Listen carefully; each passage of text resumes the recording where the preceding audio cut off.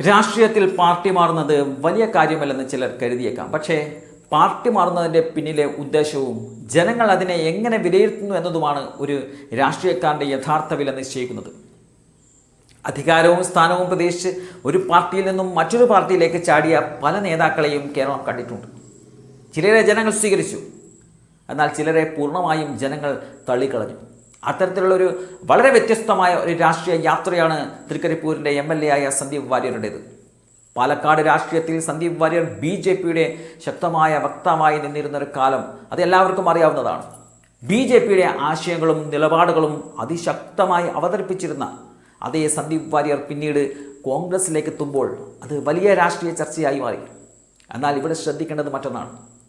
ഒരു പാർട്ടിയിൽ നിന്നും മറ്റൊരു പാർട്ടിയിലേക്ക് എത്തിയതുകൊണ്ട് മാത്രം ഒരാളെ ജനങ്ങൾ സ്വീകരിക്കണമെന്നില്ല. ജനങ്ങൾ സ്വീകരിക്കുന്നത് ആ വ്യക്തിയുടെ രാഷ്ട്രീയ നിലപാടിനെയും പൊതുസമൂഹത്തോടുള്ള സമീപനത്തെയും അതൊക്കെ കൂടി വിലയിരുത്തിയതിന് ശേഷമാണ് ജനങ്ങൾ അവരെ സ്വീകരിക്കുക. അതിന് ഏറ്റവും വലിയ ഉദാഹരണമാണ് പാലക്കാട് കണ്ടത്.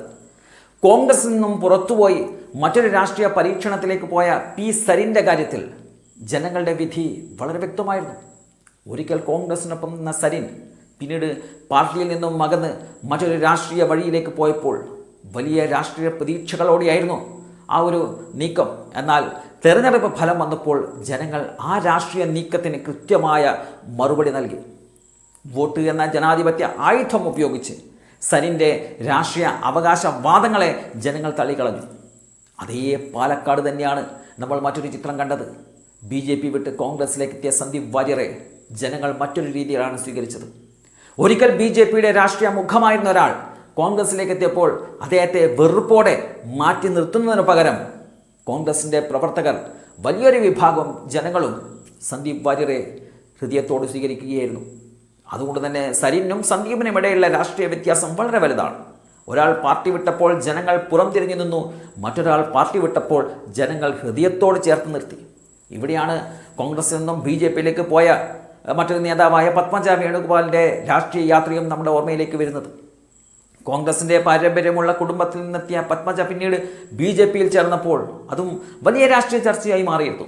എന്നാൽ ഒരു പാർട്ടി വിട്ട് മറ്റൊരു പാർട്ടിയിലേക്ക് പോകുന്നതുകൊണ്ട് മാത്രം ജനങ്ങളുടെ മനസ്സിൽ പുതിയ സ്ഥാനം ലഭിക്കില്ല എന്നുള്ള യാഥാർത്ഥ്യം കേരള രാഷ്ട്രീയം പലതവണ തെളിയിച്ചതാണ്.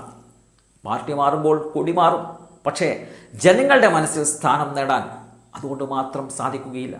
ഇവിടെയാണ് സന്ദീപ് വാര്യരുടെ കാര്യത്തിൽ വ്യത്യാസം കാണുന്നത്. BJPയിൽ നിന്നുള്ള ഒരു നേതാവ് അദ്ദേഹം കോൺഗ്രസിലേക്ക് കടന്നു വന്നപ്പോൾ കോൺഗ്രസ് പ്രവർത്തകരെ അദ്ദേഹത്തെ സ്വീകരിച്ചത് വെറും ഒരു രാഷ്ട്രീയ കണക്കുകൂട്ടലിൻ്റെ ഭാഗമായല്ല. സന്ദീപിൻ്റെ രാഷ്ട്രീയ നിലപാടുകളിലെ മാറ്റം അത് ജനങ്ങൾ സസൂക്ഷ്മം ശ്രദ്ധിച്ചു. BJPക്കെതിരായ ശക്തമായ വിമർശനവുമായി കോൺഗ്രസിൻ്റെ രാഷ്ട്രീയ വേദിയിൽ അദ്ദേഹം സജീവമായതോടെ പഴയ രാഷ്ട്രീയ ചിത്രത്തിൽ നിന്നും പുതിയൊരു സന്ദീപ് വാര്യരെ പിന്നീട് കേരളം കണ്ടു.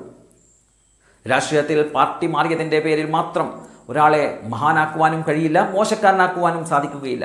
എന്നാൽ ഒരു കാര്യം ഉറപ്പാണ്, അവസാന വിധി പറയുന്നത് അത് പാർട്ടി നേതൃത്വമല്ല, ജനങ്ങളാണ്. സ്ഥാനമോ പദവിയോ പ്രതീക്ഷിച്ച് രാഷ്ട്രീയ നിലപാടുകൾ മാറ്റുന്നവരെ ജനങ്ങൾ തിരിച്ചറിയും. അതേസമയം രാഷ്ട്രീയ നിലപാടിൻ്റെ പേരിൽ ഒരു പുതിയ യാത്ര ആരംഭിക്കുന്നവരെ സ്വീകരിക്കുവാനും ജനങ്ങൾക്ക് സാധിക്കും. സന്ദീപ് വാര്യരുടെ രാഷ്ട്രീയ യാത്ര അതുകൊണ്ട് തന്നെ ഒരു പാർട്ടി മാറ്റത്തിൻ്റെ മാത്രം ഒരു കഥയല്ല, ഒരു രാഷ്ട്രീയക്കാരൻ്റെ പഴയ നിലപാടുകളെയും പുതിയ നിലപാടുകളെയും ജനങ്ങൾ എങ്ങനെ വിലയിരുത്തുന്നു എന്നതിൻ്റെ ഒരു ഉദാഹരണം കൂടിയാണ്.